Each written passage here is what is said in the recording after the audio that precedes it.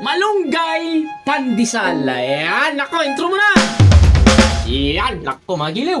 Bali, yun nga pala, half recipe lang ang ginawa ko dahil manual kneading siya. So, ay mga giliw, ang ating ingredients, ipopost ko. At ang ginamit ko nga pala yung mga giliw ay fresh malunggay. Yan, dahil mas masarap gamitin ito kasi lasang-lasa mo yung malunggay sa pandesal mo. So, ayan, nag-bulk fermentation ako matapos kong ma-mix mga giliw. At ibabaston ko na yan. Kung hindi kayo marunong magbaston mga giliw, pwede nyo namang i-cut yan individually. Ang size lang yan ay 25 to 30 grams yan mga giliw. Depende naman sa inyo kung personal consumption. Bahala na kayo kung ilan ang gusto ninyo size ano.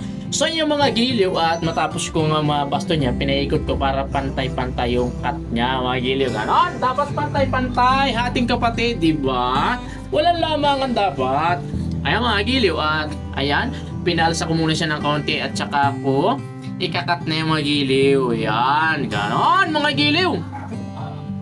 At yan kinat ko ng mga giliw at pagkatapos yan ay ilalagay na natin siya sa breadcrumbs. At yan naman talaga palatandaan ng mga pandesal dapat nakalubog sa breadcrumbs mga giliw.